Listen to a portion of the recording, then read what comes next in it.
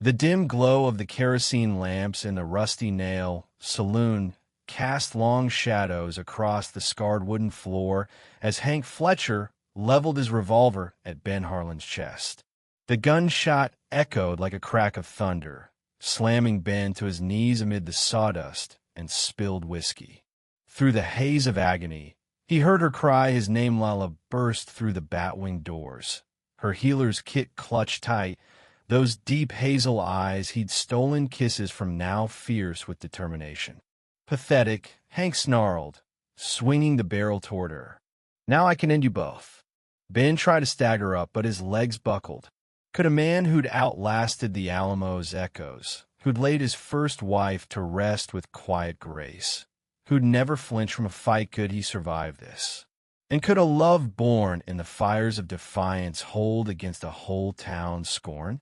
6 months earlier, Ben Harlan was a pillar of strength in the sun-baked town of Dusty Creek, Texas. At 55, he owned 3,000 acres of prime ranch land, ran a crew of 10 hands, and hadn't skipped a church service in 15 years. Folks respected him for his straight shooting, his unbreakable word, and his knack for staying clear of other people's messes. The bank extended him credit without question, and no woman had warmed his bed since Sarah passed from fever 7 years back. That all changed when Lila Montoya showed up at his gate on a stolen gelding one dusty October dawn. She was caked in trail dust, leading a lame horse with unfamiliar brands, her faded serape draped over a figure that could turn heads in any cantina. When she lowered her hood, revealing a cascade of raven hair, Ben felt a spark he thought long extinguished. "Mr. Harlan," she said, her voice thick with fatigue and a south-of-the-border lilt, "I need work, and a safe place."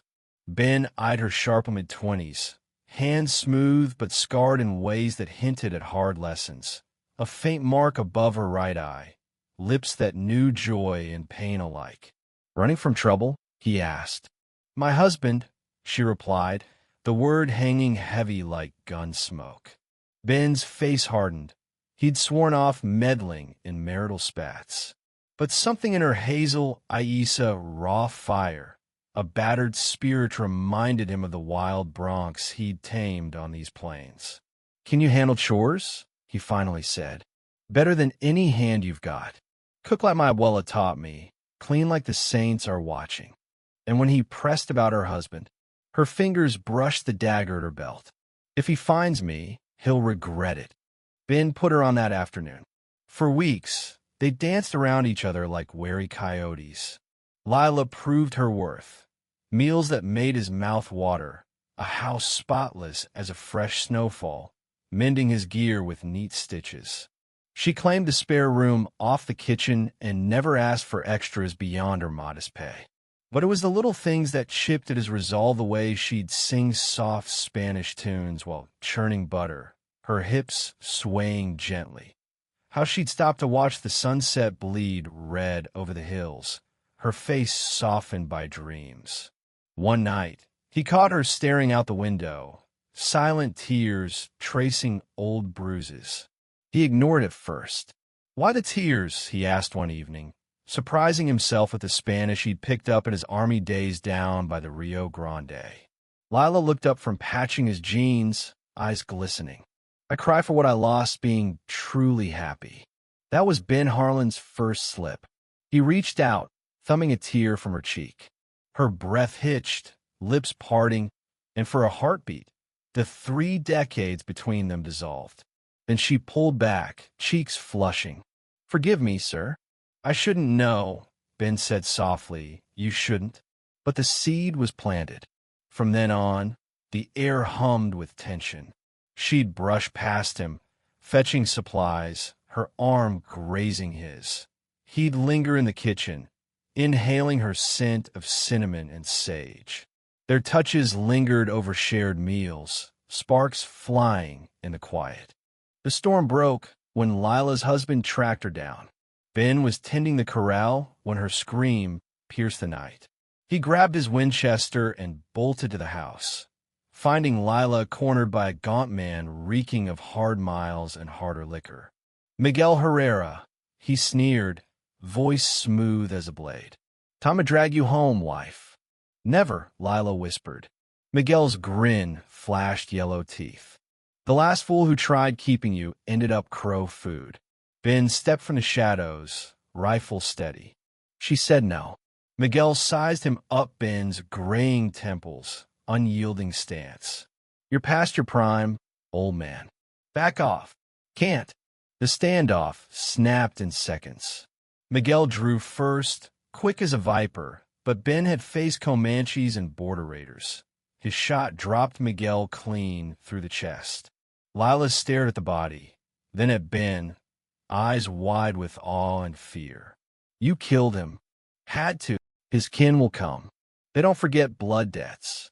That night, as they buried him in the scrubland outback, Lila spilled her tale.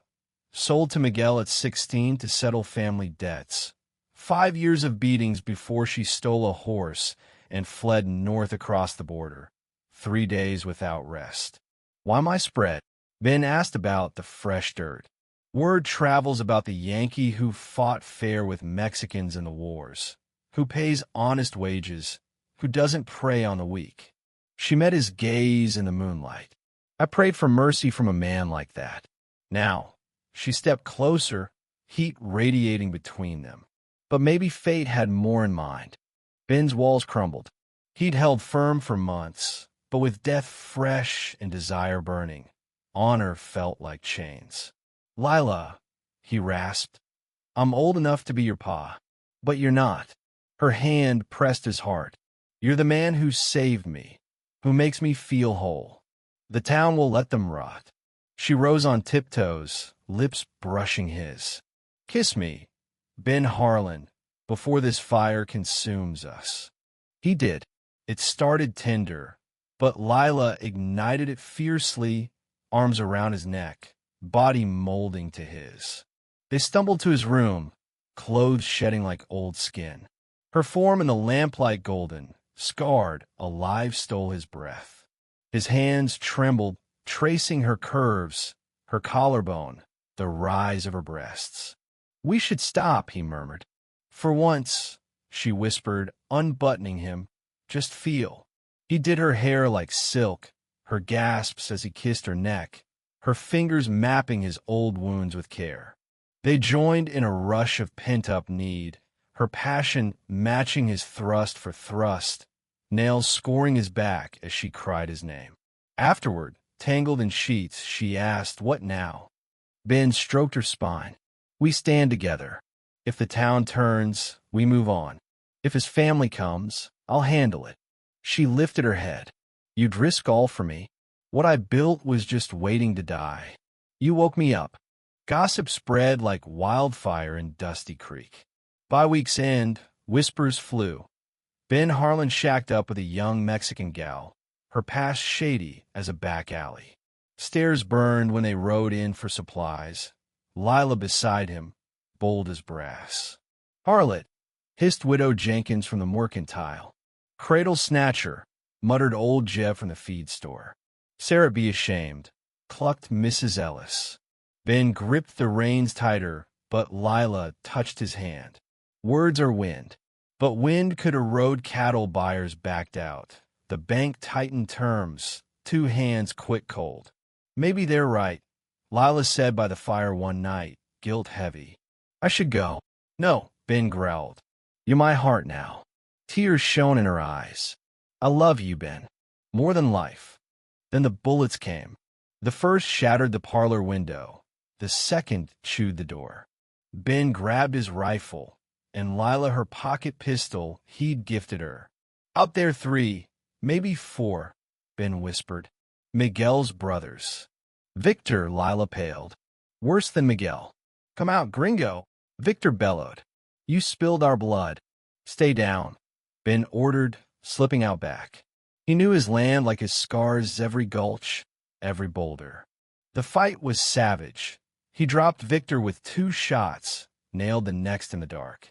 But the cousin, Pablo, winged him in the side. As Pablo turned on Lila, emerging from the house, her pistol cracked twice, felling him. In the quiet, Ben clutched his wound. It's done. But dawn brought the town, Sheriff Dawson, Mayor Hargrove, Preacher Ellis, a grim crowd eyeing 4 dead men. Self-defense, Ben stated. They came for my woman.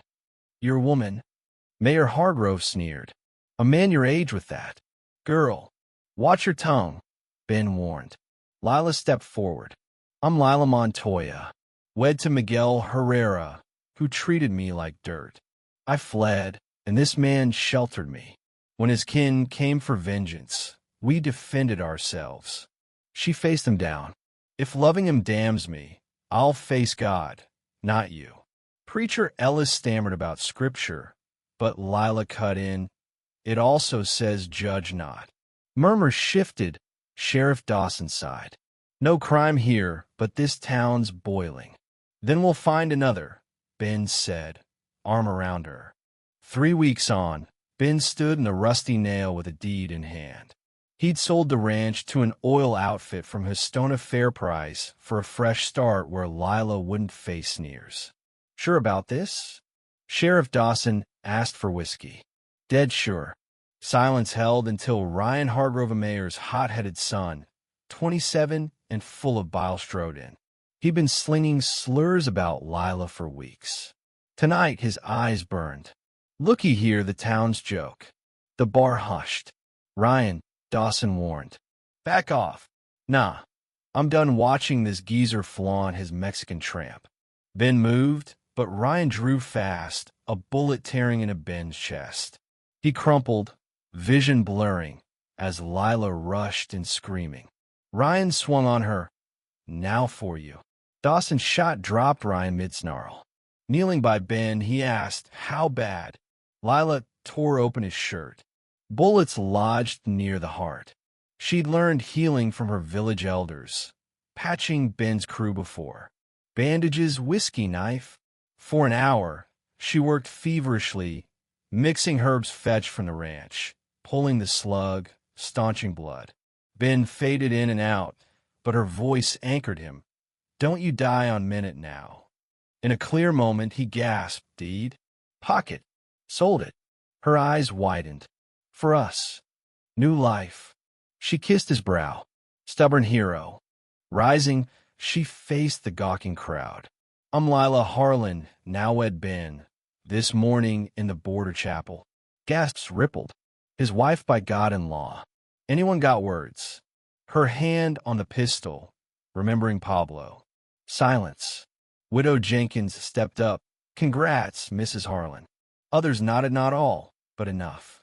Months later, Ben healed enough to ride. They packed a wagon for Arizona's valleys, where no one pried into pasts or ages. But Dusty Creek had softened Lila's grit in saving him. Her stand wore down the hate. You could stay, Dawson said as they hitched up.